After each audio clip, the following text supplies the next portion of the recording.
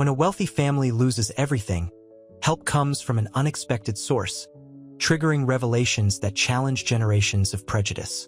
Within the world of lost fortunes and found humanity, old photographs surface to reveal forgotten connections. Between pride and providence lies a story that proves true wealth isn't stored in banks. Before we get into the story, comment below where in the world you are watching from today. The Grand Beaumont estate, once a beacon of opulence, now stood eerily silent. Dust motes danced in the shafts of sunlight, piercing the gloom of the neglected drawing room. Arthur Beaumont, his usually impeccable suit rumpled and stained, stared blankly at the ornate, yet now meaningless Persian rug. The weight of his failure pressed down on him, a physical burden as heavy as the antique furniture surrounding him.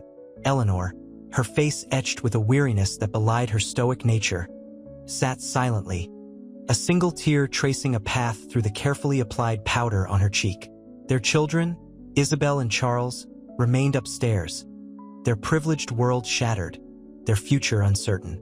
The silence, thick and suffocating, was broken only by the occasional creak of the aging house, a symphony of decline mirroring their own. "It's finished," Arthur finally rasped, his voice a mere breath. The words hung in the air, heavy with the weight of his unspoken shame and the crushing weight of his lost empire. He ran a hand through his silvering hair, the gesture betraying the turmoil within. Eleanor sighed, a sound heavy with resignation. "We must face it, Arthur. Everything is gone." Her voice, though quiet, held a strength that surprised even herself.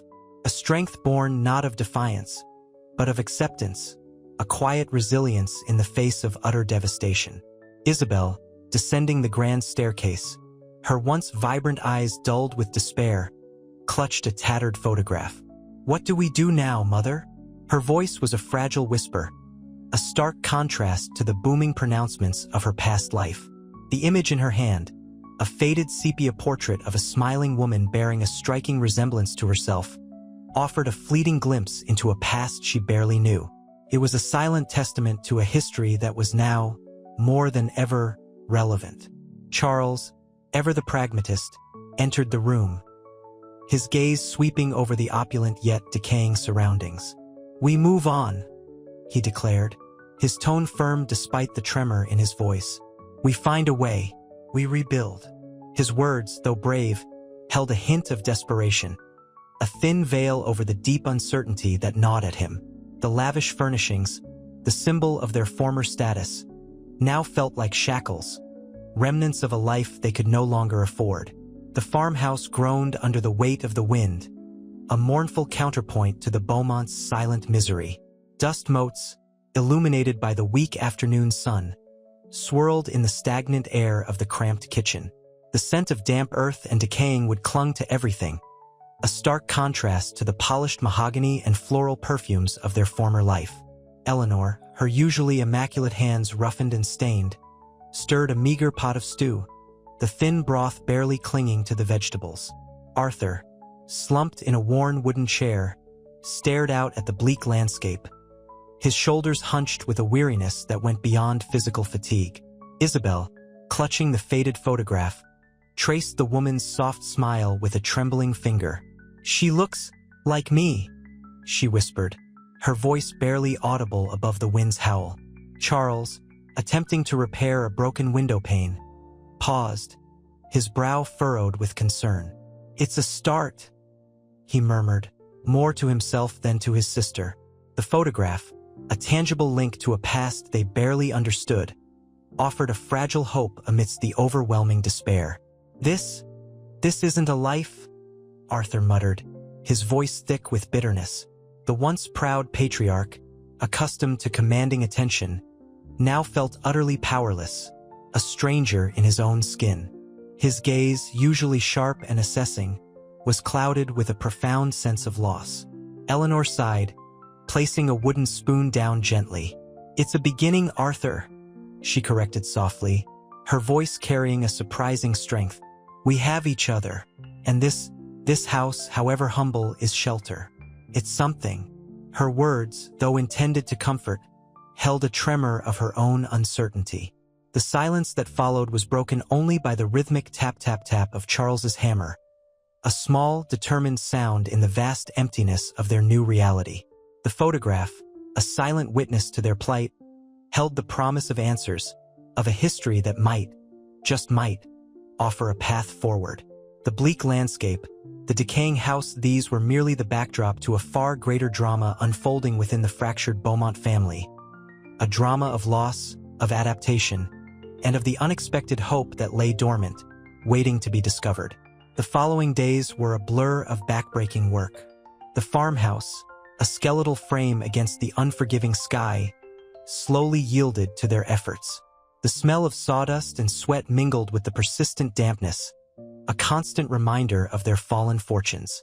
Arthur, his hands blistered and raw, found a grim satisfaction in the physical labor, a stark contrast to his previous life of effortless luxury. He avoided Eleanor's gaze, his pride a wounded animal, lashing out at any perceived slight. One evening, as the weak sun dipped below the horizon, painting the sky in bruised purples and oranges, Elias arrived. He carried a steaming pot, the aroma of hearty stew filling the air. He placed it on the rough-hewn table, his eyes resting on Arthur's calloused hands. "These hands built empires, Mr. Beaumont," Elias said quietly, his voice a gentle counterpoint to the wind's mournful sigh. The words hung in the air, heavy with unspoken understanding. Arthur flinched, his gaze darting away. "Mind your own business," he mumbled, his voice rough with suppressed emotion. He knew Elias was right, but the acknowledgement felt like a betrayal of his self-image. Eleanor, however, met Elias's gaze with a quiet gratitude. "Thank you, Elias," she said softly, her voice filled with a weary acceptance. This means a great deal." Isabel, observing the interaction, felt a flicker of hope. The harsh reality of their situation was undeniable, but Elias's presence, his quiet acts of kindness, were a fragile counterweight to their despair. Charles, less perceptive, simply focused on the delicious smell of the stew, his hunger momentarily eclipsing his concerns. That night, huddled around a meager fire, the photographs lay spread on the worn table, their faded images illuminating the gathering darkness. They showed a younger Eleanor, radiant and carefree, a younger Arthur, brimming with ambition. And then, amidst the happier pictures, a jarring image appeared. A scowling older man, Arthur's father, and a young woman, her eyes mirroring a quiet desperation. The similarity between this woman and Elias was striking, a subtle echo in facial features, in the curve of their smiles. A forgotten piece of their family puzzle, a link to a past long buried, had been unearthed. The truth, it seemed, was waiting to be discovered, and it was a truth that threatened to shatter their already fragile world. The attic air hung thick with the scent of dust and forgotten things. Moonlight, filtering through grimy panes, illuminated the faded photographs scattered across the worn wooden table.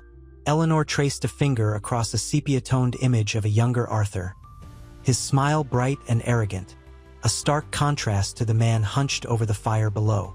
A sigh escaped her lips, a sound as brittle as dried leaves.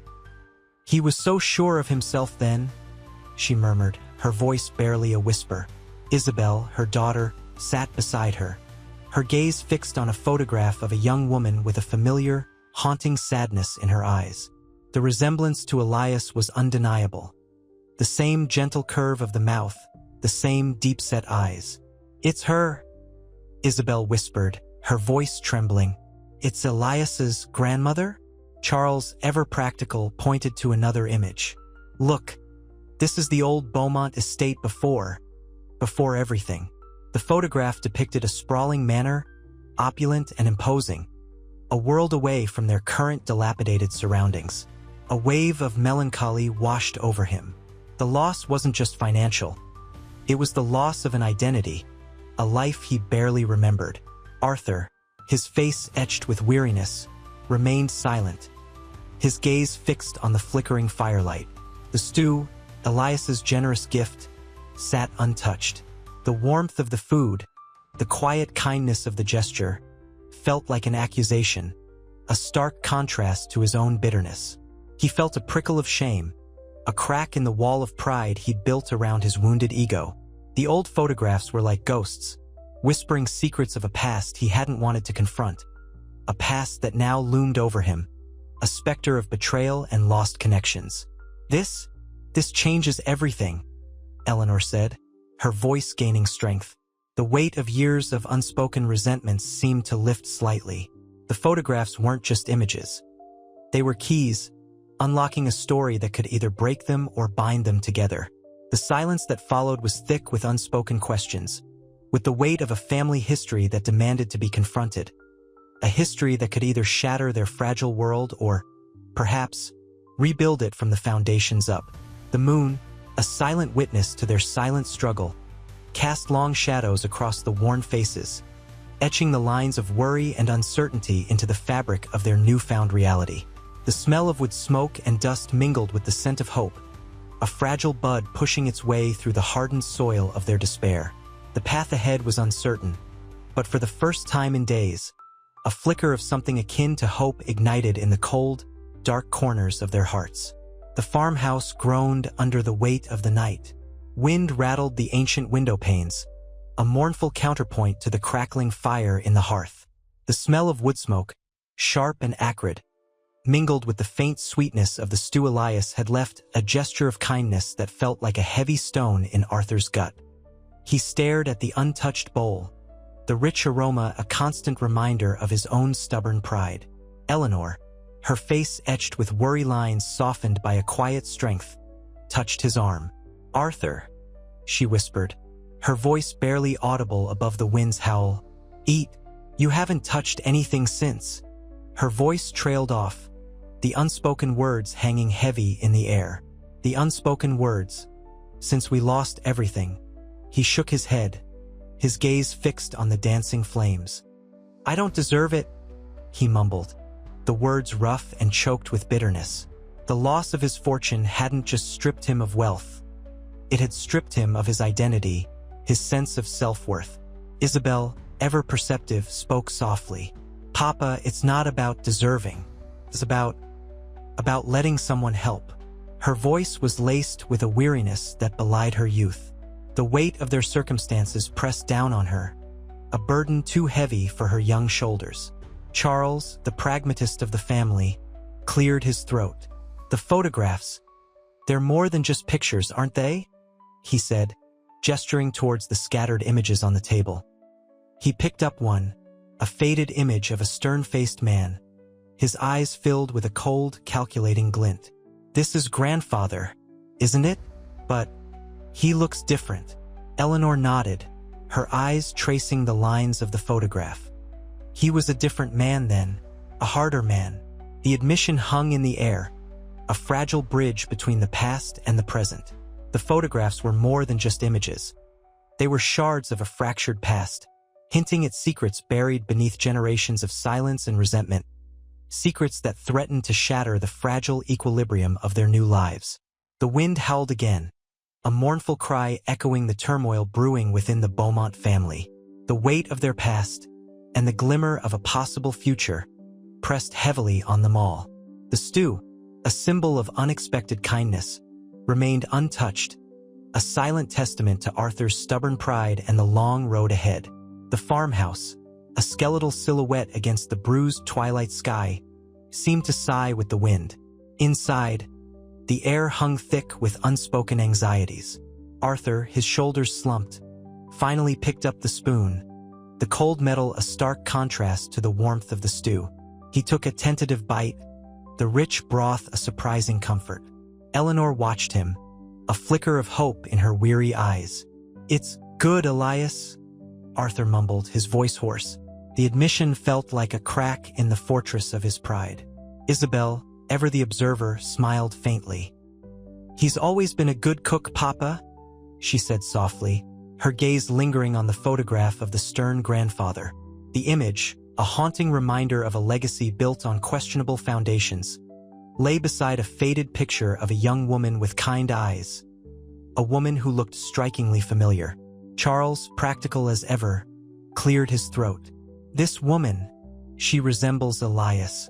His grandmother, perhaps. Eleanor's breath hitched. There's something, a story here, hidden amongst these forgotten faces.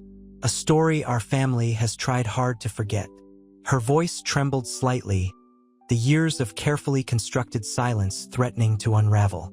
The weight of the past, heavy as the winter air, pressed down on them all. The fire crackled, casting dancing shadows on the walls, highlighting the fragility of their situation, the uncertainty of their future. The photographs, like cryptic clues, pointed towards a truth they were only beginning to glimpse. A truth that held the potential to shatter their preconceptions and reshape their lives. The untouched bowl of stew, earlier a symbol of Arthur's resistance, was now half empty, a testament to the slow, reluctant thawing of his hardened heart. The night, once a symbol of their despair, now held a glimmer of something new, a fragile hope sparked by unexpected kindness and the ghosts of a forgotten past. The flickering lamplight cast long shadows across the worn farmhouse table, highlighting the dust motes dancing in the air. Outside, the wind howled a mournful tune, rattling the ancient window panes. Inside, a fragile silence settled, broken only by the crackling fire and the rhythmic clinking of spoons against chipped china. Eleanor, her face etched with worry lines, watched Arthur cautiously. He'd eaten half the stew, a small victory in itself. "It's decent," Arthur admitted, his voice still rough, betraying the effort it took to speak. He pushed the bowl away, a subtle gesture of both satiety and a lingering resistance. The photographs lay scattered on the table, a silent testament to their unearthed family history. Isabel, her usual sharp wit subdued, traced a finger along the faded image of the young woman. "She's beautiful, isn't she?" she murmured, her voice barely a whisper. The resemblance to Elias was undeniable. A shared sadness seemed to connect them across the gulf of time. Charles, ever the pragmatist, pointed to another photo. "This land, it's marked here, the same acreage Elias mentioned." He paused, a frown furrowing his brow. "The Beaumonts, they owned this before the incident." He avoided using the word betrayal that hung heavy in the air. A silence descended, thick with unspoken accusations and lingering suspicions. The aroma of the stew, once comforting, now seemed to hang heavy with the weight of the past. Eleanor's eyes, usually calm and composed, were brimming with unshed tears. The weight of generations of secrets, of inherited prejudice, threatened to crush them. "We've been blind," Eleanor finally whispered, her voice trembling slightly. "Blind to the truth, to the suffering we've inherited, to the people we've hurt." She picked up the photograph of the kind-eyed woman, a lump forming in her throat. This family, they weren't just poor farmers. They were victims. Her voice broke, the years of carefully constructed composure finally crumbling. Arthur stared at the photographs, the lines etched into his face deepening with a newfound understanding. The fortress of his pride, once seemingly impenetrable, showed signs of a significant breach. He reached out, his hand trembling slightly, and gently touched one of the faded images, as if making amends for a past he only now began to comprehend.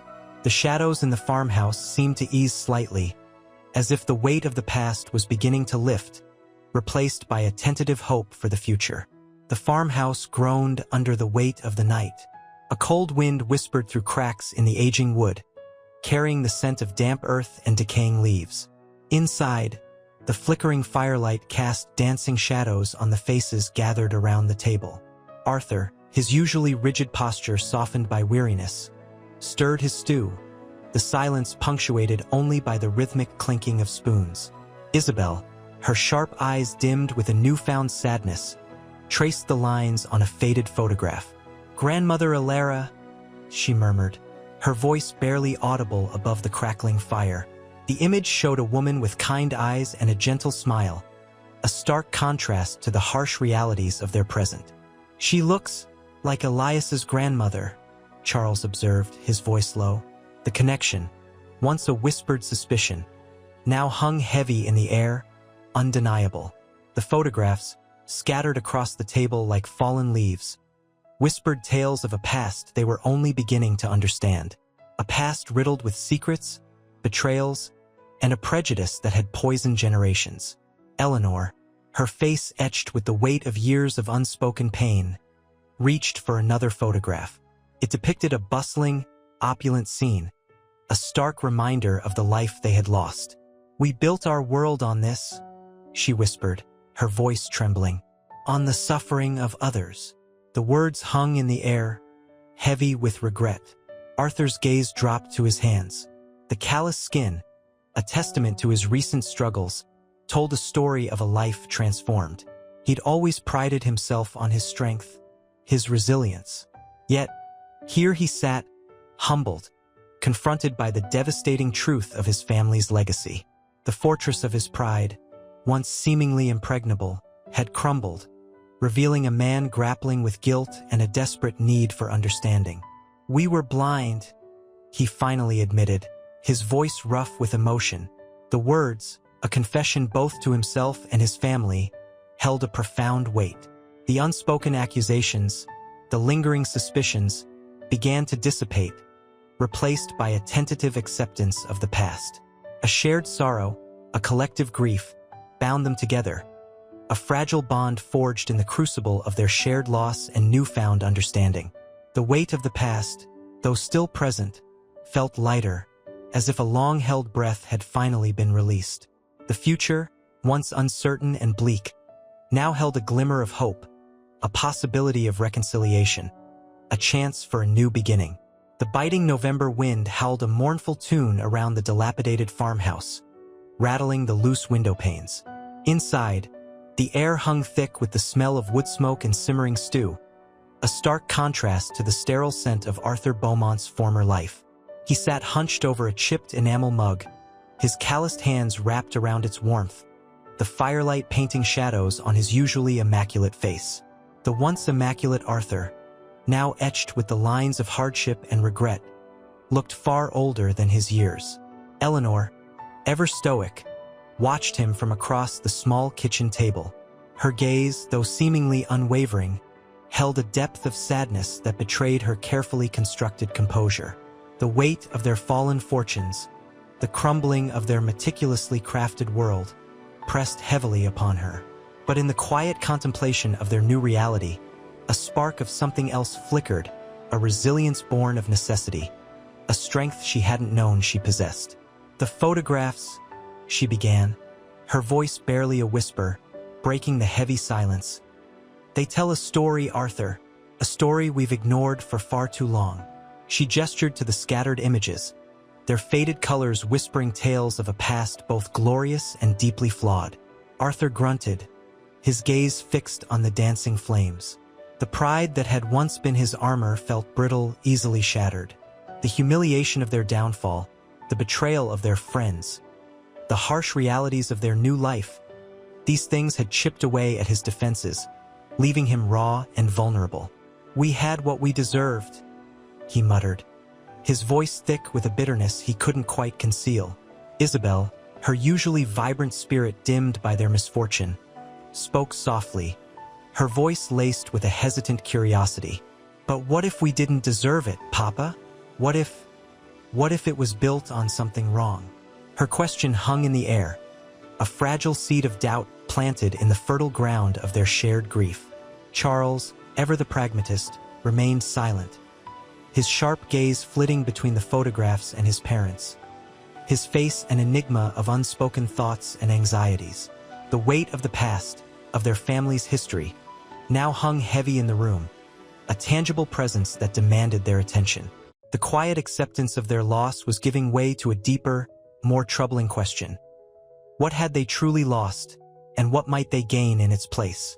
The old photographs, scattered like fallen leaves, offered the only clue. The farmhouse groaned under the weight of the relentless wind, a symphony of creaks and rattles accompanying the crackling fire in the hearth.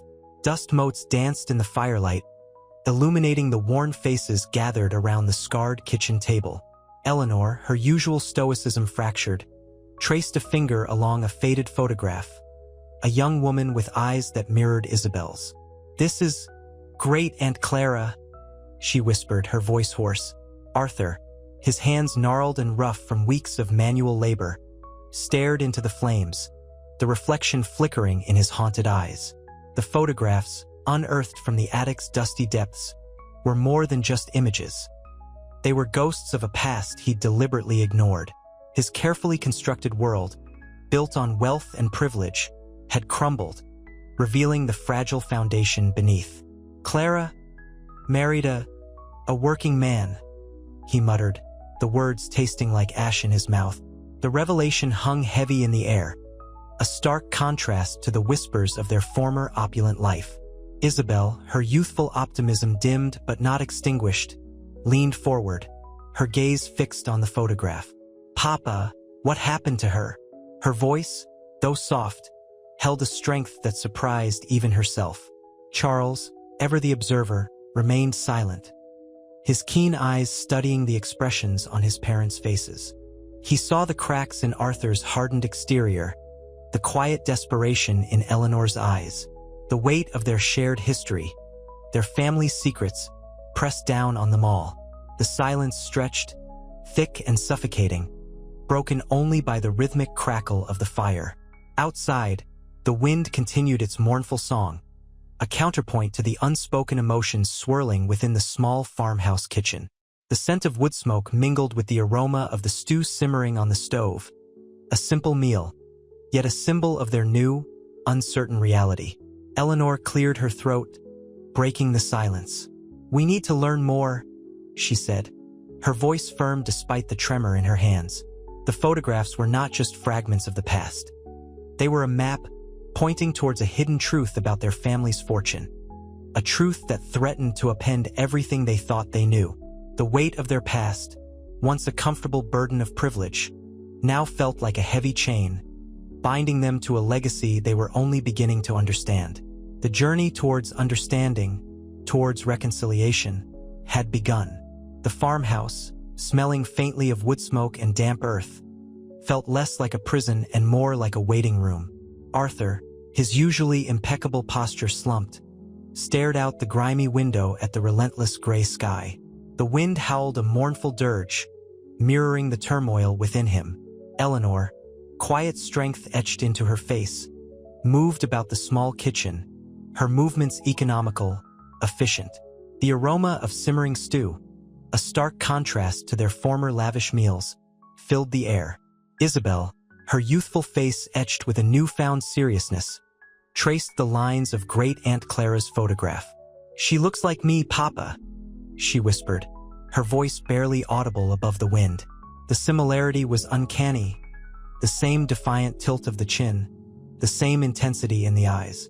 Arthur flinched. The photograph was a tangible reminder of a past he preferred to bury. "She made choices," he mumbled, avoiding Isabel's gaze. His voice was rough, strained. Charles, ever the observer, remained silent, but the lines etched around his usually bright eyes spoke volumes. He saw his father's struggle, the weight of unspoken words pressing down on him. He saw his mother's quiet resilience, a strength that belied the fragility of their circumstances. Eleanor placed a bowl of stew before Arthur. "Eat, Arthur," she said gently, her voice firm but laced with unspoken concern. "We need our strength." He picked at the stew, the rich broth doing little to ease the bitter taste in his mouth. The photographs were more than just pictures. They were accusations, revealing a hidden history of family secrets and betrayals, a legacy of privilege built on the backs of others. The silence hung heavy, punctuated only by the wind's mournful song and the crackling fire. The old house, once a symbol of their decline, was now a vessel for their introspection. The past, no longer a distant echo, was now a roaring storm threatening to engulf them. The journey towards understanding, towards reconciliation, was far from over. It had only just begun, and the road ahead was shrouded in uncertainty. Yet, in the shared silence, a fragile hope flickered, as small and stubborn as the flame in the hearth. The next morning brought a biting wind and a sky the color of bruised plums. Arthur, stiff and uncomfortable in his borrowed clothes, stared at the dilapidated barn, its weathered wood groaning under the strain of the gale. The previous day's humiliation, the auction, the whispers, the hollow feeling of watching their possessions disappear, clung to him like a shroud. He rubbed his knuckles, the raw chafing a physical manifestation of his inner turmoil. "It's different," Charles offered, his voice hesitant, breaking the heavy silence. He stood beside his father, his gaze fixed on the wind-whipped fields. The boy, usually brimming with youthful energy, now carried a burden far too heavy for his young shoulders. Arthur grunted, his voice rough. "Different is an understatement, Charles." The words were laced with bitterness, a reflection of his wounded pride. He looked at his son, searching for something, anything, to anchor him in this new, unfamiliar reality. He saw a reflection of his own disillusionment in the boy's eyes. Eleanor, ever practical, emerged from the farmhouse, a thermos in hand. The scent of strong coffee cut through the crisp morning air. "We need to clear the stables," she announced, her voice quiet but firm, her gaze unwavering. The resolute set of her jaw belied the tremor in her hands as she handed Arthur the steaming thermos. Isabel, ever the artist at heart, was already sketching the decaying barn, her charcoal capturing the stark beauty of its ruin. The wind whipped her hair across her face, mirroring the storm brewing within her. Her sketches reflected her internal struggle, a beautiful scene juxtaposed with the harsh reality of their situation. The work was backbreaking, clearing years of neglect. Each broken board, each crumbling stone, was a painful reminder of their lost world. Yet as they worked, something shifted. The shared effort, the physical exertion, forged a connection that their opulent past had never allowed. The silence wasn't heavy anymore. It was a shared understanding, a silent acknowledgement of their collective struggle. The wind, still howling, no longer sounded like a dirge, but a challenge. Their journey was beginning, and even amidst the debris, a small flame of hope flickered in the harsh landscape. The farmhouse groaned under the weight of the relentless wind, a mournful counterpoint to the clatter of discarded possessions. Dust motes danced in the weak afternoon sun, slanting through the grimy windows of the attic. Arthur, his face etched with a weariness that belied his usual bluster, stumbled over a forgotten trunk. Its aged wood, scarred and chipped, seemed to mirror the cracks in his own composure. Eleanor, ever pragmatic, knelt beside him, her fingers tracing the faded brass clasps. "Look," she whispered, her voice barely audible above the wind's howl. Inside, nestled amongst yellowed linens, lay a collection of photographs, faded images of unknown faces, elegant gowns, and sprawling estates. One photo, clearer than the rest, showed a younger Arthur, a boy with bright eyes, standing beside a woman with a striking resemblance to Isabel. "Who is she?" Isabel asked, her voice soft, her usually vibrant eyes clouded with a strange mixture of curiosity and apprehension. Arthur, his gaze fixed on the photo, was silent for a long moment.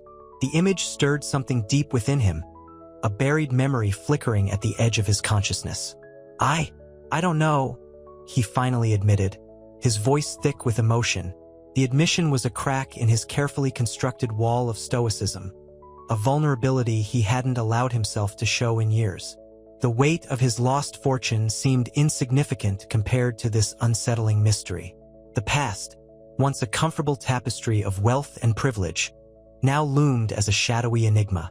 Charles, ever observant, picked up another photograph, a sepia-toned image of a smiling young couple, their hands clasped, their faces radiating a joy that felt both distant and deeply moving. A handwritten inscription on the back, barely legible, hinted at a connection to a family named Elias, a name that echoed vaguely in Arthur's memory, a whisper from a forgotten past. The discovery, unsettling and unexpected, added a new dimension to their struggle, turning their forced relocation into a journey into the unknown depths of their family history. Their journey of loss had unexpectedly become a quest for identity, a journey into a past they never truly knew. The wind continued its mournful song, a relentless reminder of their precarious position. But now, nestled amongst the debris and dust, A fragile seed of hope had taken root. A hope born not of material wealth, but of a shared mystery and the shared determination to uncover its secrets. The attic air hung thick with the scent of dust and decay. Moonlight, filtering through a cracked window pane, illuminated swirling motes in the oppressive gloom. Isabel, her face pale in the ethereal light, traced a finger along the cracked surface of a tarnished silver locket nestled amongst the photographs. This feels important," she whispered, her voice trembling slightly. Arthur, his shoulders slumped with exhaustion, watched her. The weight of their misfortune pressed down on him, but the discovery of these photographs had unearthed a deeper, more unsettling burden, the weight of a hidden past. He'd always prided himself on his self-reliance, his control, but the fragile images shattered that carefully constructed facade, revealing a vulnerability he found both terrifying and strangely liberating. "It's just an old trinket," he mumbled, his voice rough with unshed emotion, but his eyes, usually steely and guarded, were now clouded with a profound uncertainty. Eleanor, ever the anchor of the family, placed a comforting hand on his arm. "Let's find out what it means, Arthur," she said softly. Her voice, though gentle, held a steely resolve, a quiet strength that had always been the bedrock of their family, even in the midst of this devastating upheaval. Charles, ever the observer, picked up another photograph, a faded image of a laughing young woman with fiery red hair, strikingly similar to Isabel. He turned it over. Scrawled on the back, in elegant cursive, was a name: Eleanor Beaumont, nay, Elias. His eyes widened. The name resonated with a strange familiarity, a ghost of a memory he couldn't quite grasp. The discovery sent a ripple of shock through the room. The Elias name was a thread connecting their seemingly disparate lives to a past they had never known. A shared history, a shared mystery. The weight of their lost fortune suddenly seemed insignificant against this newly unearthed secret. Their journey into poverty had unexpectedly become a quest for identity, a voyage into a past they were only beginning to understand. The wind howled outside, a mournful symphony echoing their inner turmoil. But in the dusty attic, under the pale moonlight, a fragile seed of hope had been planted, a hope born not of wealth, but of shared secrets and the potential for understanding. The farmhouse groaned under the weight of the night. Rain lashed against the window panes, a relentless percussion against the silence within. Isabel huddled deeper into a threadbare blanket, the chill seeping into her bones despite the crackling fire in the hearth. The flickering flames danced across the faces of her family, casting long, distorted shadows that mirrored their inner turmoil. Arthur, his face etched with lines of exhaustion and regret, stared into the embers, the faint scent of wood smoke doing little to soothe the bitter taste of failure in his mouth. "Elias," Charles murmured, breaking the tense quiet, his voice barely above a whisper. He held the photograph, the faded image of Eleanor's ancestor, the woman with fiery red hair, illuminated by the firelight. The name, it's too much of a coincidence. Eleanor, her eyes red-rimmed but resolute, reached for the photograph. The years etched on her face seemed to deepen, her usually stoic composure replaced by a fragile vulnerability. "It's more than a coincidence, Charles," she said, her voice thick with unshed tears. "It's a connection we never knew existed, a secret buried for generations." The weight of the revelation hung heavy in the air. Arthur finally spoke, his voice rough with suppressed emotion. "This changes everything," he said, his gaze fixed on the photograph, a mixture of anger, fear, and a dawning understanding in his eyes. He had spent a lifetime building walls around his heart, protecting himself from vulnerability. But the fragility of his old photographs, the whispers of a forgotten past, were breaking down those walls piece by piece. Isabel, sensing the shift in her father, reached out and gently touched his hand. "Papa," she said softly, her voice filled with a tenderness that surprised even her. "Maybe this isn't just about loss. Maybe it's about finding something we never knew we were missing." The fire crackled, a sudden, sharp sound that pierced the silence. Outside, the storm raged on, But within the small farmhouse, a different kind of storm was brewing.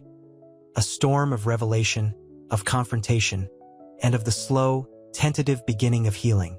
The photographs were more than just images. They were keys, unlocking doors to a hidden past. A past that held the promise of both pain and reconciliation.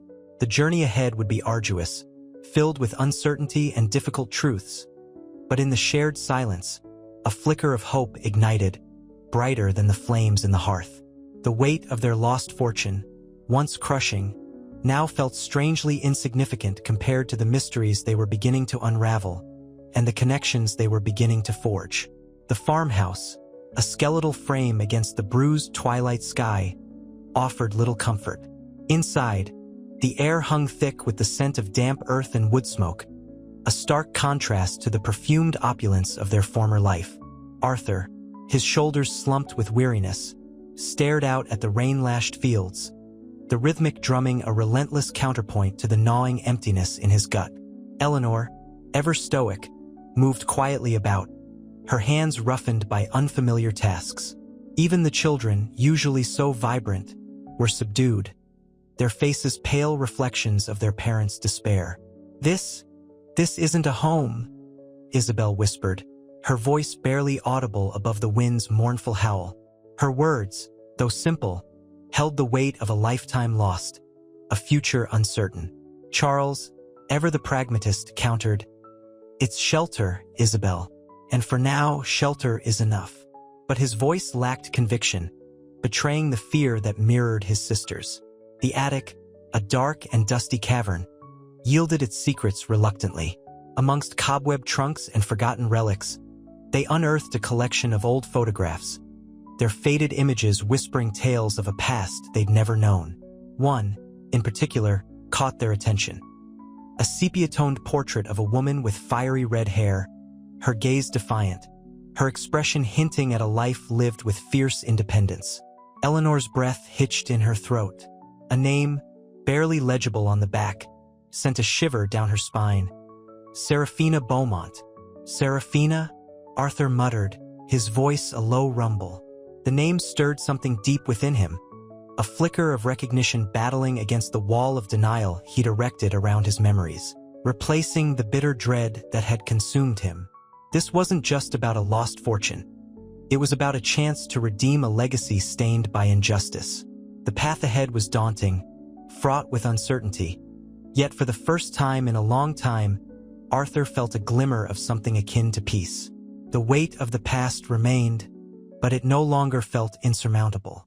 A new chapter was dawning, one forged not in privilege, but in the crucible of truth and the possibility of redemption. The farmhouse groaned under the weight of the night, the wind whistling a mournful tune through the cracks in the aged wood.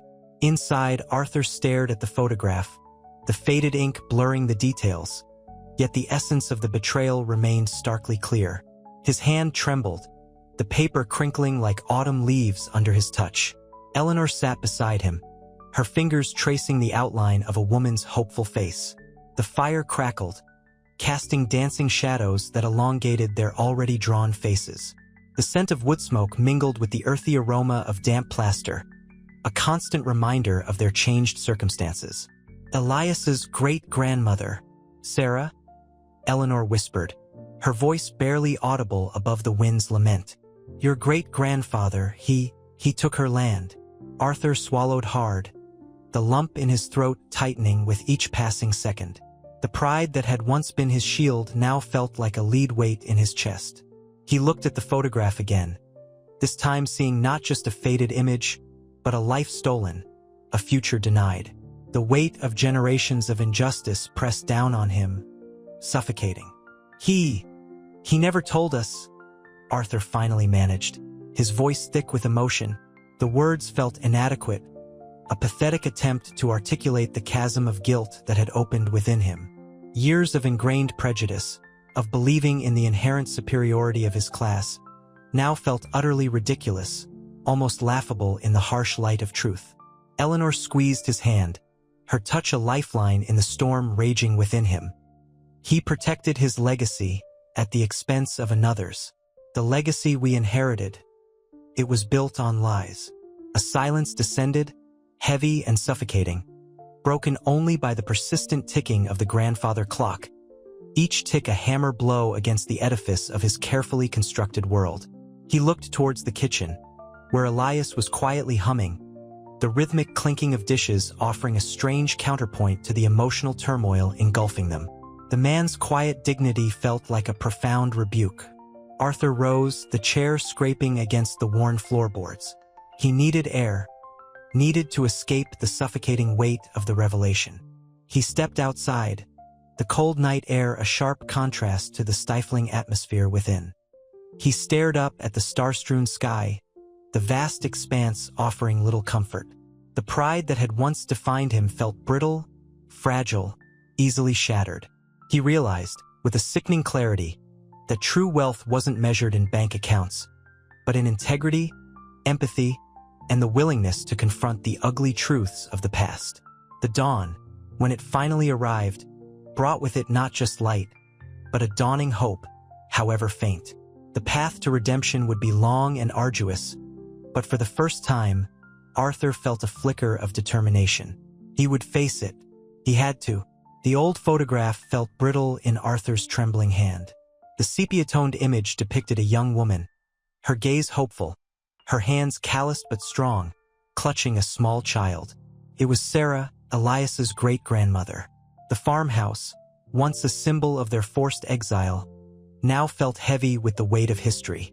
The scent of wood smoke and damp plaster was almost unbearable, a physical manifestation of the suffocating guilt that had taken root in Arthur's chest.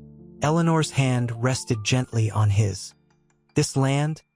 she whispered, her voice laced with a sorrow that mirrored his own. It was hers. Arthur stared at the picture, the faded details suddenly sharp. He saw not just a woman but a life unjustly taken, a legacy stolen. The pride that had shielded him for so long felt like a flimsy barricade against a storm of remorse. He felt the sting of tears behind his eyes, a stark contrast to the emotional numbness he'd cultivated for years. "My father," he began, his voice hoarse. He never told us." The confession hung in the air, a broken thing, unable to fully capture the enormity of the deception. Eleanor's eyes were filled with understanding, a quiet strength radiating from her. "He protected the lie, Arthur. He built our wealth on a foundation of injustice." The words were spoken gently, yet carried the weight of generations of unspoken truths. The crackling fire, once a source of comfort, now seemed to mock their suffering, its flames dancing like mocking spirits. A silence fell, broken only by the rhythmic ticking of the grandfather clock, each tick a cruel reminder of the passage of time, of opportunities lost, of lives irrevocably altered. Arthur felt a wave of nausea, a physical manifestation of his inner turmoil. The comfortable world he had always known had crumbled, revealing the harsh, unforgiving reality beneath. He looked towards the kitchen, where Elias was humming softly, the rhythmic clinking of dishes a stark counterpoint to the emotional maelstrom raging within the Beaumont household. Elias's quiet dignity, his unwavering kindness, felt like a constant rebuke to Arthur's past arrogance. The man who had initially been seen as a mere helper was now a silent testament to the true meaning of wealth, not in material possessions, but in character and integrity. The cold night pressed against the windows, a reminder of the harsh reality outside their crumbling farmhouse.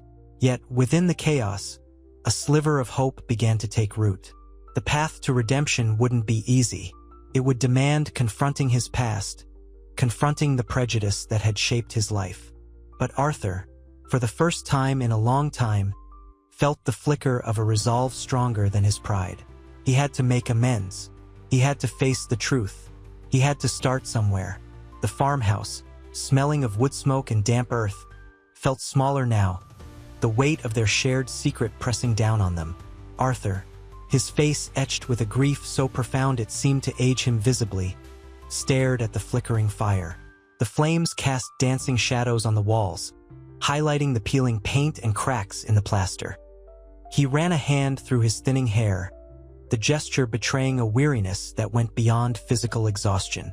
Eleanor watched him, her heart aching, She'd seen Arthur's pride crumble, his carefully constructed facade of invincibility shatter like cheap glass. This new vulnerability, though painful to witness, also filled her with a cautious hope. "He was a cruel man, Arthur," she said softly, her voice barely a whisper above the crackling fire. "But even cruel men can be capable of remorse." He didn't respond, his gaze fixed on the embers. The silence stretched, heavy and suffocating, filled only with the rhythmic ticking of the grandfather clock, each tick a hammer blow against the silence. The sound grated on his nerves, a relentless reminder of time lost, of opportunities squandered. Suddenly, Arthur rose, his movements jerky and uncertain. He walked to the window, his back to Eleanor, and looked out at the starless night. The wind howled outside, a mournful symphony echoing his inner turmoil. "Elias," he murmured, his voice barely audible. He doesn't deserve this." Eleanor approached him, placing a comforting hand on his arm. "No, Arthur," she agreed gently. "None of us do." She paused, choosing her words carefully. "But perhaps, through understanding the past, we can find a way to make amends." He turned, his eyes red-rimmed, his gaze searching hers. The years of resentment, the carefully constructed walls of pride, seemed to be slowly crumbling. A flicker of something else emerged, a fragile spark of hope, almost hesitant, yet undeniably present. The scent of freshly baked bread drifted in from the kitchen, a warm, comforting aroma cutting through the heavy atmosphere. Elias's humming, faintly audible from the next room, was a soothing counterpoint to the emotional tempest raging within them. The rhythmic clinking of dishes served as a quiet affirmation of the simple normalcy he seemed to embody, a normalcy so far removed from their past opulent, yet emotionally barren existence. Arthur took a deep breath, the air catching in his throat. He looked at Eleanor, his expression a mixture of remorse and determination. "I need to talk to him," he finally said, his voice still hoarse but firm. The weight of unspoken words, generations of hidden truths, seemed to hang between them, a silent testament to the long and arduous journey that lay ahead. The path to redemption was unclear, but for the first time in a long time, Arthur felt a glimmer of hope, stronger than his pride. He was ready to begin. The farmhouse kitchen, warmed by the crackling stove, smelled of wood smoke and baking bread. Elias, humming a jaunty tune, kneaded dough with practiced ease, his strong hands working rhythmically. Sunlight streamed through the grime-streaked window, illuminating dust motes dancing in the air. Arthur, perched awkwardly on a worn wooden chair, watched him. His usual stiff posture softened, a flicker of something akin to curiosity in his eyes. Eleanor, quietly mending a tear in a tablecloth, observed them both, a subtle smile playing on her lips. "It's surprisingly good," Arthur mumbled, breaking the silence, his voice rough with disuse. He hadn't spoken much since the revelation of the photographs, the hidden history weighing heavily on his soul. Elias paused, his gaze warm and understanding. "Baking's a good way to clear the head," he replied, his voice gentle, "especially when things are complicated." The unspoken acknowledgement hung between them, a silent bridge spanning the chasm of their different worlds. The photographs had revealed a truth both men instinctively understood, a history of resentment, a web of unspoken betrayals woven through generations. Elias's family, it turned out, had been wronged by Arthur's ancestors, a debt that had echoed through time, shaping their destinies. "Complicated is an understatement," Arthur finally admitted, his gaze drifting to the worn wooden floorboards. He ran a hand over his face, the weariness etched onto his features deepening. The weight of his family's legacy pressed down on him, the burden of inherited privilege and prejudice finally cracking the shell of his arrogance. Eleanor spoke, her voice soft but firm. "It's not too late, Arthur, to understand, to atone." Her words were a gentle nudge, a push towards a reconciliation he hadn't dared to imagine. Elias nodded, offering a small, encouraging smile. "There's always a way forward, even if the path isn't easy." He gestured towards the warm loaf rising in the bread tin. Just like this bread, it takes time, patience, and a bit of understanding. His words, simple yet profound, resonated deep within Arthur. A seed of hope taking root in the parched soil of his hardened heart. The scent of baking bread, the warmth of the kitchen, the quiet strength of Elias, these were the unexpected comforts that were slowly, painstakingly, chipping away at the walls of Arthur's self-imposed isolation. The journey to redemption was still long, but for the first time, Arthur felt a sense of tentative optimism, a quiet hope that maybe, just maybe, true wealth could be found not in bank accounts, but in the warmth of human connection and the power of forgiveness. The attic air hung thick with the scent of dust and decaying wood. Sunlight, fractured by grimy panes, illuminated swirling motes dancing in the beams. Arthur, his face etched with weariness, ran a trembling hand over a faded photograph. It depicted a younger Eleanor, radiant in a sun-drenched garden, a laughing child clinging to her hand. The child, he recognized with a pang of guilt, bore an uncanny resemblance to Elias. "A betrayal," he whispered, the words catching in his throat. The weight of the revelation pressed down on him, heavier than any financial loss. Eleanor, sitting beside him, placed a comforting hand on his arm. Her touch was gentle, yet firm, a silent reassurance. "It doesn't change what we are now, Arthur," she said softly, her voice laced with a quiet strength that belied the turmoil within. "It explains, perhaps, but it doesn't excuse." He nodded slowly, his eyes still fixed on the photograph. The image was a mirror reflecting not just his family's history, but his own deep-seated prejudices. He saw now the cruel indifference, the casual disregard for others that had been ingrained in him since birth. "Elias, he's been so kind," Arthur mumbled, the words a confession of a truth he'd been loath to admit. The resentment, the ingrained class-based disdain he'd felt towards Elias was slowly dissolving, replaced by a dawning understanding, a grudging respect.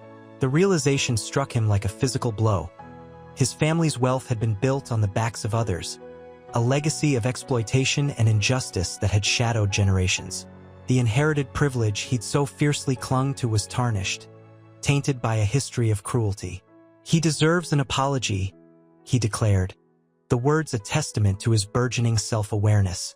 He rose, his movements still stiff, but with a newfound determination hardening his gaze. "And more than an apology, we owe him everything." Eleanor smiled, a genuine smile this time, devoid of the forced politeness he had grown accustomed to. "Let's start with dinner," she said, her eyes filled with a quiet hope that mirrored his own. "He deserves a proper meal, at least." The image of Elias's kind face, his quiet dignity, filled his mind, replacing the phantom images of his former life, a life of opulent emptiness that paled in comparison to the simple warmth of the farmhouse kitchen. The journey to redemption was long, arduous, but for the first time, Arthur Beaumont felt a flicker of genuine hope illuminate his path. The farmhouse kitchen, smelling faintly of wood smoke and simmering stew, felt warmer than any ballroom Arthur could recall. Eleanor hummed a tuneless melody, her hands deftly kneading dough, a stark contrast to the stiff formality of her past life. The rhythmic thud of the pestle against the mortar punctuated the silence, a counterpoint to Arthur's turbulent thoughts. He watched her, a flicker of something akin to admiration in his eyes. This quiet strength, this resilience, had always been there, hidden beneath layers of polite formality. He cleared his throat, the sound surprisingly loud in the cozy space. "About Elias," he began, his voice hesitant. The words felt clumsy, inadequate to express the seismic shift within him. Eleanor paused, her gaze steady and understanding. "He'll be here soon," she said, her voice soft but firm. "Let's not keep him waiting." The unspoken understanding hung heavy between them, a shared acknowledgement of the monumental change in their lives and perspectives. The setting sun cast long shadows across the worn wooden table, highlighting the dust motes dancing in the golden light. The air, once thick with the weight of his prejudice, felt lighter now, cleansed by the burgeoning realization of his family's past sins. He looked at the photographs again, the faded image of a young Elias, his eyes mirroring the same quiet dignity he possessed now. The resemblance to Eleanor's childhood companion was undeniable, a stark visual reminder of the family's betrayal. A knock echoed through the quiet farmhouse. Eleanor smoothed her apron, her face serene. "That'll be him," she whispered, a hint of nervous excitement in her voice. Arthur took a deep breath, his heart pounding a rhythm against his ribs. The meeting wouldn't be easy. Confronting the man he judged so harshly required courage he hadn't known he possessed. Yet, in the heart of that humble kitchen, surrounded by the comforting smells of home-cooked food and the warmth of shared history, he felt a fragile hope bloom, stronger and more vibrant than anything his wealth had ever provided. He was ready. The attic air hung thick with the scent of dust and forgotten things. Sunlight, fractured by grimy panes, illuminated swirling motes dancing in the stillness. Arthur, his hands trembling slightly, held a brittle photograph. It depicted a young woman with Eleanor's eyes, a striking resemblance, laughing alongside a boy, his face smudged and unclear, but undeniably sharing Elias's quiet intensity. The inscription on the back, barely legible, read, "Eleanor and Thomas, Summer 1928. "Thomas," Eleanor murmured, tracing the faded inscription with a fingertip. A shadow crossed her face, a ghost of pain flickering in her usually stoic expression. I barely remember him. Just a fleeting image, a kind face, lost to time." The silence stretched, punctuated only by the rhythmic tick-tock of a grandfather clock in the hall below, each beat a hammer blow against the fragile piece. Arthur felt a knot tightening in his chest. He'd dismissed Elias as a simple laborer, but this photograph shattered the carefully constructed walls of his prejudice. It hinted at a history far older, far more complex than he'd ever imagined. He turned the photograph over, revealing a partially obscured image on the back. A blurred landscape, a partially visible house, strikingly similar to the dilapidated farmhouse they now called home. A chill ran down his spine. This wasn't just a coincidence.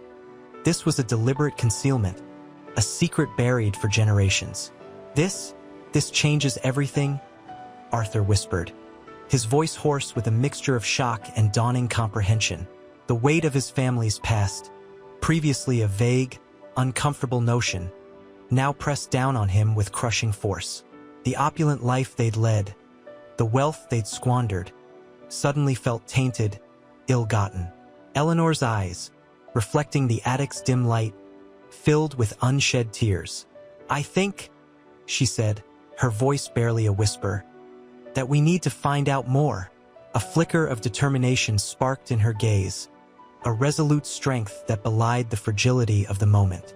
The stoicism he'd known for so long had cracked, revealing an underlying strength that astonished him. He saw not just his wife, but a woman ready to confront a painful past, to unearth truths buried for far too long. The dust motes in the attic seemed to shimmer with a new significance, particles of a long-hidden truth finally coming to light. The weight of their family's past sins began to lift, replaced by a tentative hope. The journey toward understanding had begun. The old farmhouse groaned under the weight of the storm, rain lashing against the warped window panes. Inside, Arthur paced, the flickering lamplight casting long, dancing shadows. The photograph, clutched in his hand, felt like a burning brand. Eleanor sat by the fire, her gaze fixed on the flames, a silent sentinel against the tempest raging both outside and within. The silence, thick with unspoken anxieties, pressed down on them. "It's unbelievable," Arthur finally said, his voice rough. The brittle paper crackled in his grip. "All those years, all that wealth built on a lie." Eleanor nodded slowly, her face etched with a weariness that went beyond the physical exhaustion. "A lie perpetuated by pride and silence," she whispered, her voice barely audible above the storm's fury. The scent of wood smoke and damp earth filled the air, a stark contrast to the perfumed opulence of their past life. He dropped into the chair opposite her, the photograph resting heavily on his lap. "Thomas, Elias's," Grandfather. The question hung in the air, unanswered, yet heavy with implication. The weight of their family's history, once a distant rumor, now felt like a crushing physical burden. Eleanor's hand reached across the space separating them, her touch surprisingly firm. We've lived our lives blind to the truth, blind to the suffering caused by our family's actions. Her voice, though soft, carried a strength that surprised even herself. A strength born from confronting a painful past. A tear escaped, tracing a path down her weathered cheek. It mirrored the rain streaking the window pane. Arthur reached out, his fingers gently brushing away the tear. The gesture, simple yet profound, bridged the chasm of years of unspoken resentments and misunderstandings. This wasn't just about a forgotten relative. It was about facing their own complicity, their own inherited prejudice. The photograph wasn't just a relic. It was a key, unlocking doors to a hidden past and a potential future built on understanding and forgiveness. The storm raged on outside, but within the small farmhouse, a fragile calm settled, the first tentative steps towards healing. The journey would be long and arduous, but they were finally ready to embark on it, together. The farmhouse attic was a mausoleum of forgotten things. Moth-eaten furs, chipped porcelain dolls, and trunks overflowing with yellowed letters tied with faded ribbons. Dust motes danced in the single shaft of sunlight slicing through the grime-coated window, illuminating Arthur's face, etched with a mixture of anger and dawning comprehension. He held a photograph, its edges frayed, depicting a smiling young woman with eyes that mirrored Eleanor's. Beside her stood a man, his features strikingly similar to Elias. Elias's grandfather, he whispered, the words catching in his throat. The air hung heavy with the scent of dried lavender and decay. Eleanor, her hands calloused from years of unaccustomed labor, approached slowly, her gaze fixed on the image. A tremor ran through her, barely perceptible, yet betraying the depth of her emotions. "Thomas," she breathed, her voice a hushed reverence. "I never knew." Arthur turned, his eyes filled with a raw vulnerability. "Our family, we stole from them. We built our fortune on their ruin." The weight of that revelation pressed down on him, heavier than any financial burden. He felt the familiar sting of his pride, but this time, it was laced with shame. Eleanor placed a comforting hand on his arm, her touch surprisingly strong. "It's not just about the money, Arthur. It's about the injustice, the years of silence, the willful blindness." She looked out the attic window, her eyes distant, lost in a sea of memories. "It's about Thomas," Arthur choked out, his voice thick with emotion, "and Elias, carrying the weight of our family's sins without ever knowing." He crumpled the photograph in his fist, the image of Elias's grandfather blurring, becoming a symbol of a past they could no longer ignore. A tear traced a path down Eleanor's cheek, followed by another and another. The dam had broken. Years of pent-up grief and unspoken guilt poured forth, washing away the layers of stoicism she had painstakingly cultivated. Arthur watched, silent, his own grief mirroring hers, a shared sorrow uniting them in a way their wealth never could. The weight of their past actions, finally acknowledged, settled upon them, not with crushing despair, but with the liberating burden of truth. They had a long road ahead, a path towards reconciliation and understanding, but for the first time, they walked it together, hand in hand, into the uncertain light. The dusty attic air, thick with the scent of dried lavender and forgotten sorrows, clung to them like a shroud. Arthur, his face pale beneath the single shaft of sunlight, reread the faded inscription on the back of the photograph. Thomas Ashton and Eliza Beaumont, 1888. The connection was undeniable, a jarring chord resonating through generations of carefully constructed silence. Eleanor, her hand trembling slightly, touched the worn image of Thomas, her great-great-grandfather. On fairness, not on the ghosts of the past. The offer hung in the air, tentative yet sincere. Clara looked at David, her gaze filled with a mixture of pain and hesitant hope. The weight of generations of suffering seemed to lift, ever so slightly, replaced by the fragile possibility of healing. The lilies, their scent still strong, no longer felt like a cruel mockery of their grief, but a symbol of a future, however uncertain, that might yet bloom. The air hung heavy with unspoken words, the silence punctuated only by the crackling fire. Arthur Beaumont, his shoulders slumped, stared at his hands, gnarled and unfamiliar in the dim light. The expensive suit felt like a suffocating shroud. He'd expected anger, recrimination, perhaps even violence. Instead, he found a quiet, devastating sorrow mirrored in the eyes of Clara Miller and her son, David. The scent of wood smoke and lilies, a peculiar combination of harsh reality and fragile hope, filled the small farmhouse room. "My father," Arthur began, his voice a rough whisper, the words catching in his throat. He cleared it, the sound echoing in the stillness. He was a cruel man. The confession hung in the air, heavy with the weight of inherited guilt. He looked up, meeting Clara's gaze, a stark contrast to the opulent portraits that once adorned his ancestral halls. Her eyes, though filled with pain, held a flicker of something akin to understanding. Clara nodded slowly, her gaze drifting to the faded photograph, a testament to a life unjustly lived. "He took more than just land, Mr. Beaumont. He took dignity, hope, a future."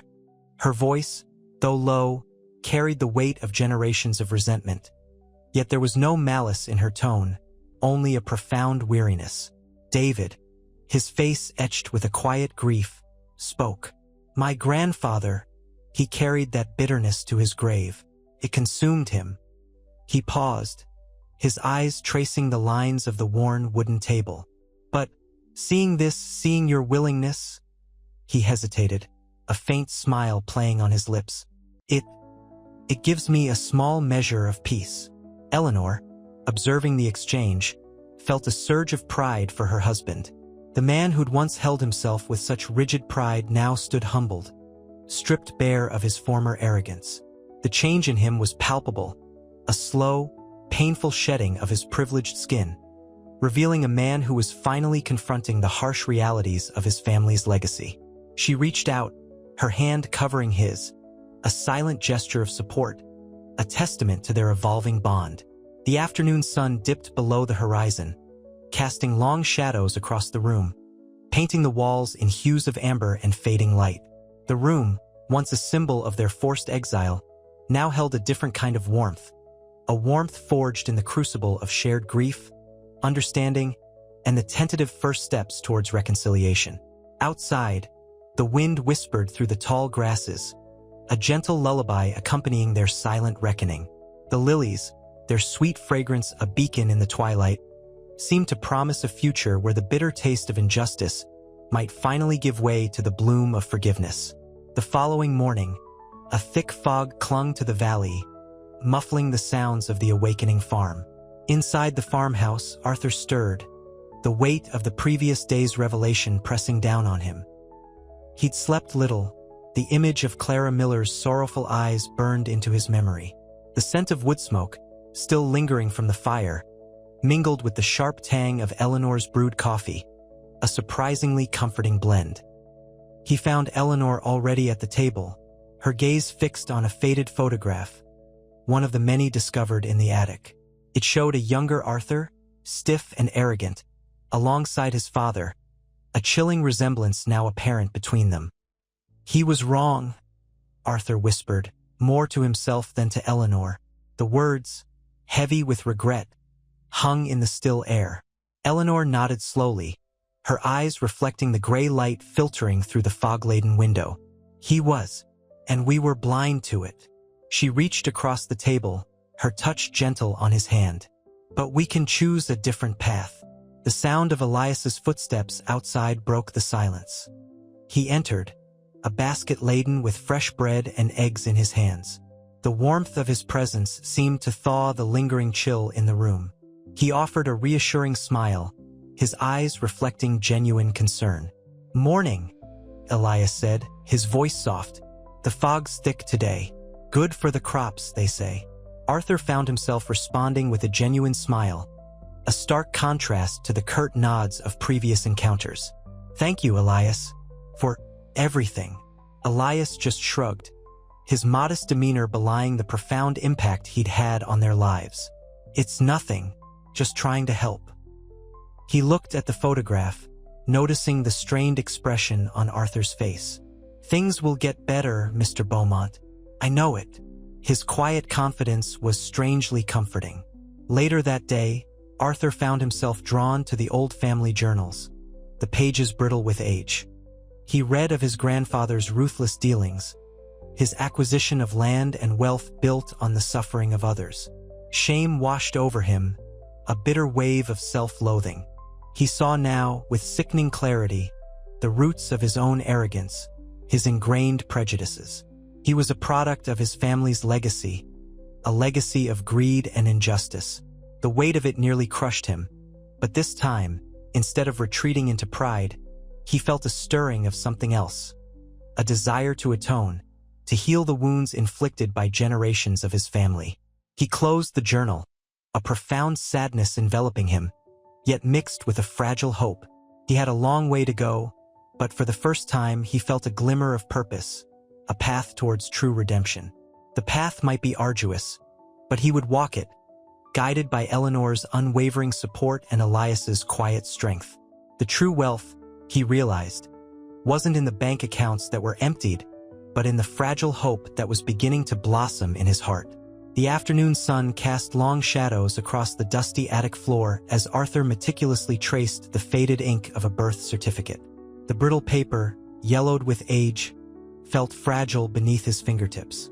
He'd found it tucked inside a worn leather-bound journal, its contents detailing a clandestine affair, a betrayal spanning generations. Guilt, thick and suffocating, clogged his throat. He glanced at Eleanor, seated by the window, her usual stoicism replaced by a quiet concern. The silence between them was thick with unspoken words, laden with the weight of their shared history. "It was my grandfather," he finally whispered, his voice hoarse. "He stole it all from them." Eleanor's hand reached across the space, her touch gentle on his arm. "And we benefited from it, Arthur. We lived a life built on their suffering." Her voice, though soft, carried a steel-like strength. The admission hung between them, a heavy shroud woven from generations of deceit. He closed his eyes, the image of Clara Miller's tear-streaked face flashing before him. The woman, whose family had been wronged by his ancestors, held a mirror to his soul, reflecting the arrogance and privilege he'd so blindly embraced. The memory of her pain was a burning brand on his conscience. A soft knock on the attic door startled them. Elias stood in the doorway, his eyes filled with a quiet understanding that transcended words. He held a steaming mug in each hand, the aroma of chamomile tea filling the air. "Thought you might need this," Elias said, his voice low and soothing. He handed one to Eleanor, then Arthur. The warmth of the mug in Arthur's hands was a small comfort against the chill of his guilt. "Thank you, Elias," Arthur managed, his voice trembling slightly. He felt a profound shift within him, a letting go of the rigid pride that had encased him for so long. Elias nodded, his gaze lingering on the certificate in Arthur's hand. He didn't pry, didn't need to. His presence was a balm, a silent acknowledgement of the pain and the tentative steps towards redemption. The setting sun cast a golden glow upon the dusty attic, illuminating the fragility of the past and the hesitant hope of a new beginning. The weight of the past remained, but the heavy burden of guilt began to lighten, replaced by a dawning sense of responsibility, a commitment to heal the wounds of the past. The journey ahead would be arduous, but they would face it together, guided by the fragile hope that bloomed in the heart of the ruined Beaumont estate. The mug warmed Arthur's hands, a small comfort against the icy grip of guilt. He stared at the birth certificate, the faded ink a stark testament to his family's deceit. Eleanor, her eyes reflecting the dying light, reached for his hand, her touch a silent reassurance. The air in the attic, thick with the scent of dust and chamomile, held the unspoken weight of their confession. "Clara Miller," Arthur whispered, the name a prayer, a lament. "My grandfather." He stole her family's livelihood. The words, finally spoken, felt like a physical release, yet left a hollow ache in their wake. Eleanor nodded, her gaze distant, lost in the memories her own aging eyes held. And we inherited the spoils of his cruelty. Her voice cracked, a fragile sound that betrayed the strength she'd always shown. The years of opulent living, of careless disregard, seemed to crumble around them. A soft sigh escaped Arthur's lips. The weight of generations pressed down, the burden of a legacy built on injustice. He saw Clara's face again, her eyes mirroring a pain he'd never truly understood until now. The lavish parties, the effortless privilege, all shadowed by the silent suffering of others. The realization was a searing brand on his soul. He looked at Elias, standing quietly in the doorway, a silent observer to their confession. The man's kindness, once met with suspicion, now felt like a lifeline in the storm of their revelation. Elias's presence was a comfort, a gentle understanding that transcended words. "We need to make amends," Arthur said, his voice low, his gaze fixed on Eleanor. The decision, though daunting, felt inevitable. The path ahead was unclear, fraught with challenges and uncertainties.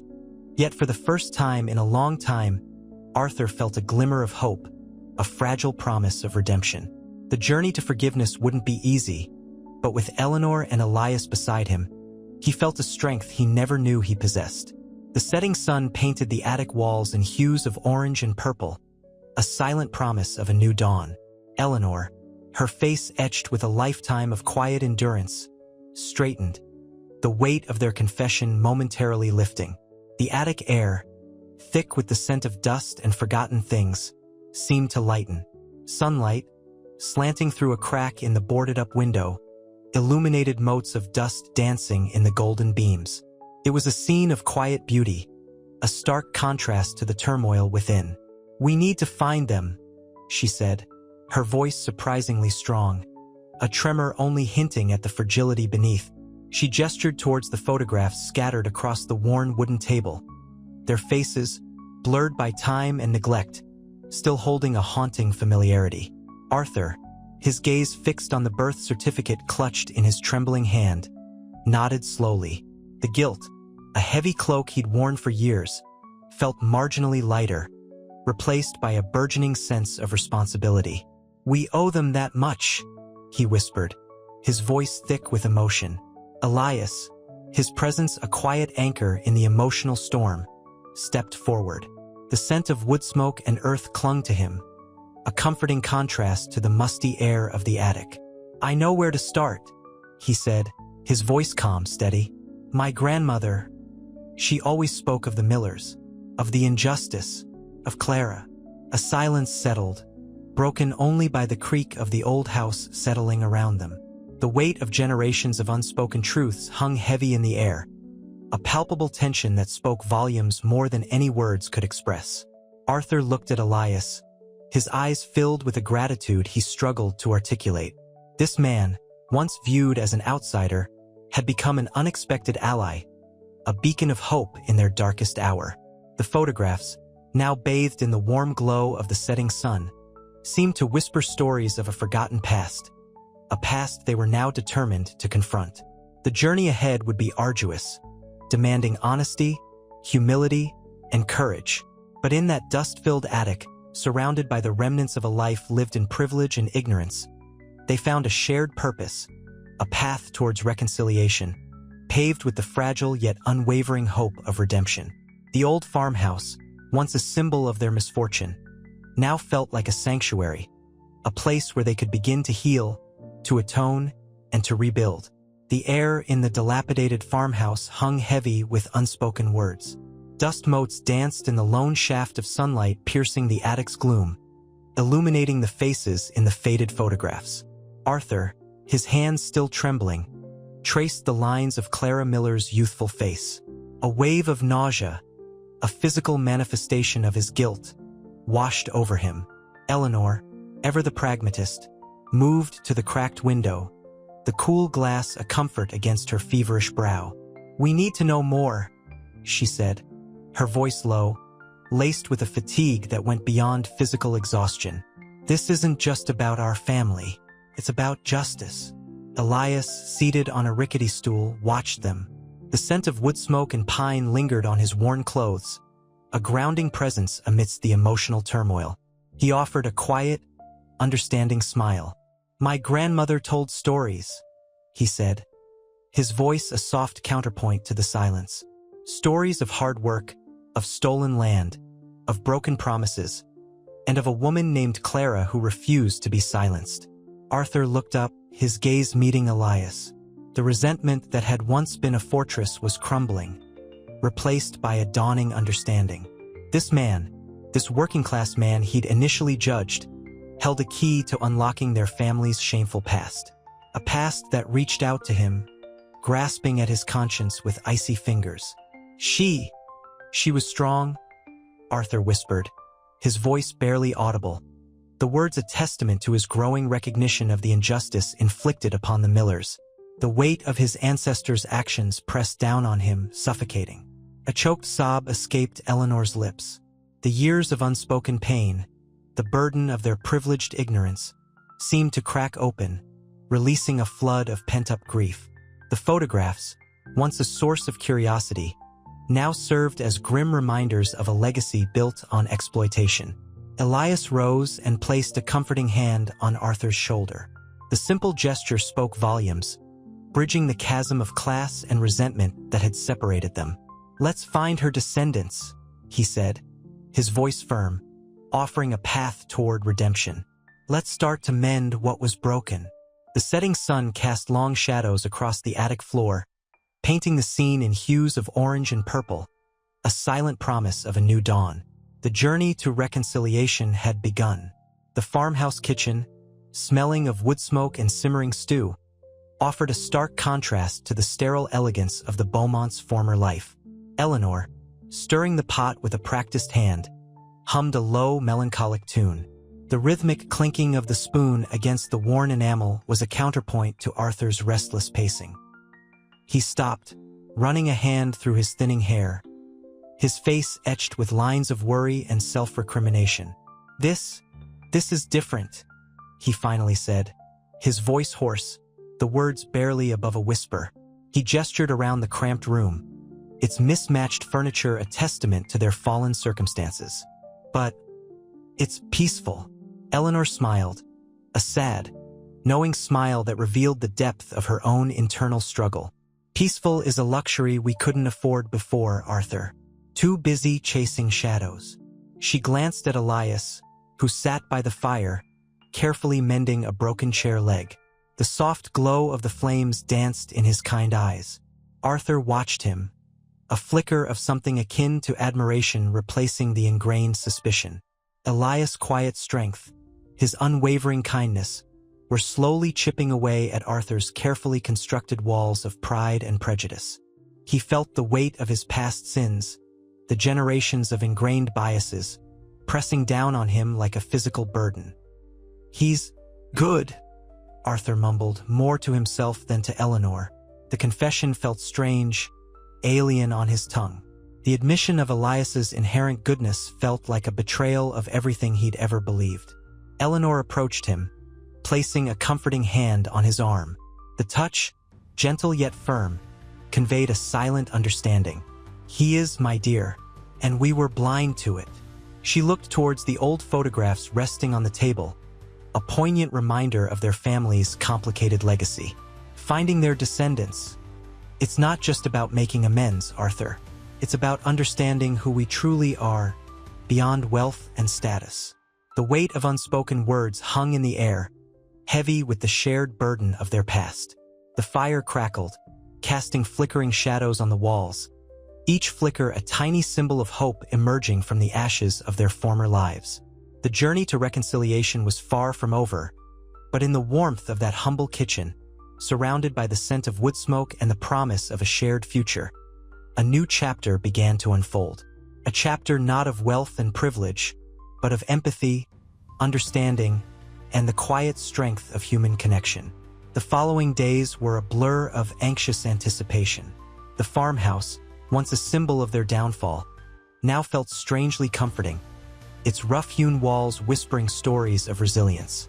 The scent of wood smoke and baking bread, once unfamiliar, now held a comforting familiarity. Eleanor, surprisingly, thrived in the chaos of their new life, her hands moving with practiced ease as she canned fruit and baked bread, her quiet strength a beacon in the storm. Arthur, however, remained tormented. The photographs, the unearthed family secrets, weighed heavily on his conscience. He paced the small living room, the worn floorboards groaning under his restless feet. The old family portraits, faces frozen in time, seemed to judge him, their silent accusations echoing in the stillness of the farmhouse. "It's not just about money, is it?" Eleanor said softly, entering the room with a steaming mug. The warmth of her presence was a tangible comfort. Arthur flinched, startled by her sudden appearance. "It's about everything," he muttered, his voice raw with emotion. "My father, his lies, the way we lived. It was all built on something rotten." Eleanor sat beside him, her hand resting lightly on his. "We can't change the past, Arthur, but we can change the future. We can make amends." He looked at her, his eyes filled with a mixture of guilt and hope. "How? How do you even begin to undo generations of wrongdoing?" "One step at a time," Eleanor replied, her voice firm. "By facing the truth, by asking for forgiveness, and by building a better future, together." She squeezed his hand, her eyes reflecting the flickering firelight. The unspoken understanding between them was a powerful force, a silent vow to navigate this new path together. The weight of their shared history, the burden of their family's past, seemed to ease slightly, replaced by a tentative hope. The air, thick with unspoken emotions, held the promise of healing. The scent of wood smoke mingled with the sweet aroma of the freshly baked bread, a symbol of their new beginnings. The quiet strength of Eleanor, her unwavering faith in their capacity for change, offered Arthur the solace he so desperately needed. The journey toward reconciliation had just begun, a difficult path fraught with emotional challenges. Yet, in the heart of that humble farmhouse, a small spark of hope flickered brightly. The eldest Beaumont child, Catherine, stared out at the overgrown garden, the once manicured lawns now a riot of wildflowers. The crisp autumn air carried the scent of damp earth and decaying leaves, a stark contrast to the perfumed blossoms that once graced these grounds. A melancholic sigh escaped her lips. The weight of their fallen fortunes pressed heavily, yet a strange sense of liberation also stirred within her. She'd never known a life without privilege, but the suffocating weight of expectation was gone. Thinking about the old days, her brother, Thomas, sat beside her, a worn photograph clutched in his hand. It depicted their family, younger, happier, oblivious to the darkness lurking beneath the surface of their gilded cage. "More about the future," Catherine replied, her gaze softening. "A future where we actually matter." She looked at the photograph, then at her brother. Do you think Dad will ever truly forgive himself?" Thomas shrugged, his gaze distant. "Forgiveness isn't something easily given or received, especially when it involves generations of hurt. But I see a flicker of something different in him, a willingness to face the music." The afternoon sun cast long shadows across the farmhouse, painting the walls in hues of gold and amber. Inside, the aroma of Eleanor's baking bread filled the air, a comforting balm to their troubled souls. The house, once a symbol of their disgrace, had become a sanctuary, its imperfections a testament to their shared struggle. Arthur, his face etched with lines of worry and remorse, sat at the kitchen table, silently watching Eleanor. The sight of her, so resilient, so unwavering in her strength, stirred something deep within him. He finally understood. True wealth wasn't measured in dollars, but in the love and connections he had allowed his pride to obscure. Later, as the first stars appeared in the twilight sky, Catherine and Thomas walked hand in hand through the fields, the silence punctuated only by the chirping of crickets. The weight of their past remained, but it no longer suffocated them. It was a burden they would bear together, transforming it into a catalyst for growth and understanding.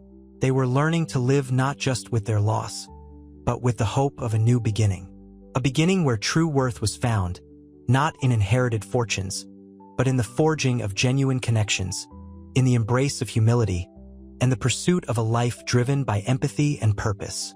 The farmhouse kitchen, warmed by a crackling fire, hummed with the quiet energy of a family finding its footing. Eleanor's bread, still warm from the oven, filled the air with a comforting yeasty scent, a stark contrast to the sterile, perfumed atmosphere of their former life. Arthur, his hands calloused from weeks of unfamiliar labor, meticulously peeled potatoes, his movements slow, deliberate. He hadn't spoken much since the encounter with the Millers, the descendants of the family his father had wronged.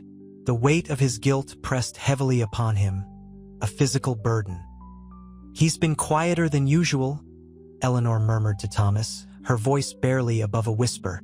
She watched Arthur's shadowed profile, her eyes filled with a mixture of concern and understanding. Thomas nodded, his gaze lingering on his father. "It's the Millers, isn't it? The weight of it all."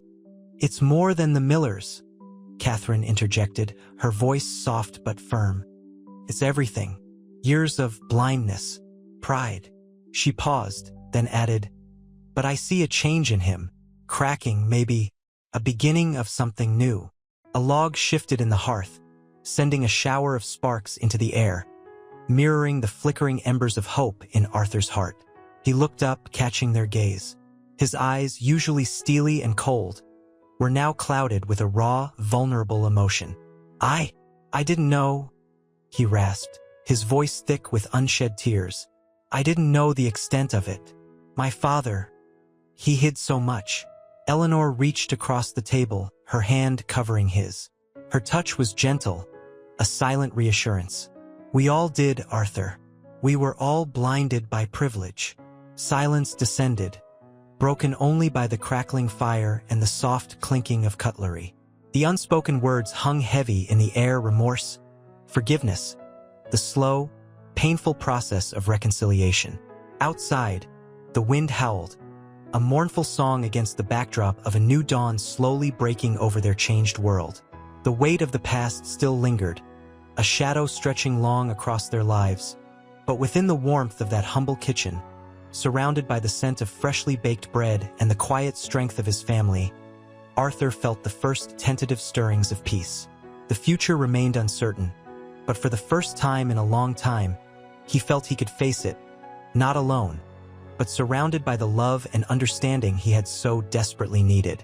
The following days were a blur of apologies, hesitant conversations, and the slow, painstaking work of rebuilding trust.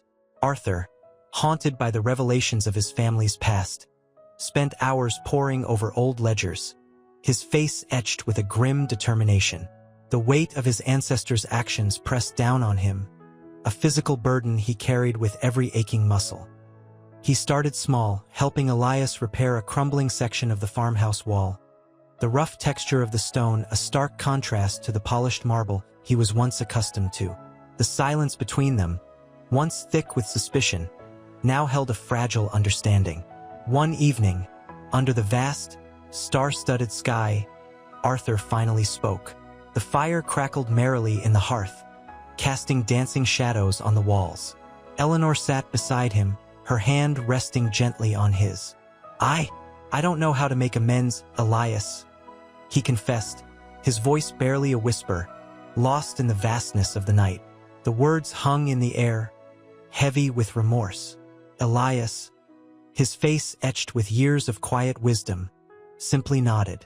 "You start by admitting what your father did," he said softly, his voice calm and reassuring. "You start by acknowledging the pain." He paused, then added, "And you start by listening." Cut timber as Arthur, his hands rough but surprisingly steady, helped Elias build a small shed for the community garden. Sunlight warmed his back, a stark contrast to the icy chill that had gripped his soul those months ago. "This wood's good, strong stuff," Elias said, his voice a low rumble. He wiped a hand across his brow, sweat beading on his forehead. Arthur grunted in agreement, his gaze drifting to the vibrant green shoots emerging in the garden. He saw not just vegetables, but a blossoming of something deeper, a community finding solace and strength in shared labor. His own hands, once accustomed to the smooth surfaces of mahogany and polished silver, now felt the satisfying texture of rough-hewn wood, the honest toil grounding him in a way his old life never had. The shift wasn't just physical. It was a transformation of his very being. That evening, gathered around a crackling fire, the family shared stories. Clara, her face flushed with excitement, recounted the day's happenings at the community school, her voice brimming with a newfound confidence. Thomas, usually withdrawn, spoke of his growing interest in carpentry, his words laced with genuine enthusiasm. Even Eleanor, though her stoicism remained, showed a softer edge, a quiet joy in her eyes that reflected the warmth of the fire and the love surrounding her. "Remember," Arthur said, his voice low but firm, breaking the comfortable silence. "We lost our fortune, but we didn't lose each other, and we found something more valuable along the way." He looked at Elias, a genuine smile gracing his lips. "We found our family." The unspoken acknowledgement of their newfound kinship hung in the air, heavier and more potent than any material wealth. The flickering flames seemed to dance with the unspoken gratitude in their hearts, painting the faces of the reunited family in the warm glow of a shared future. The past remained, a shadow stretching behind them, but it no longer held them captive. They were free not because of riches, but because of the bonds forged in the crucible of loss and rediscovery. The future, though uncertain, shimmered with hope, its promise far richer than any inheritance.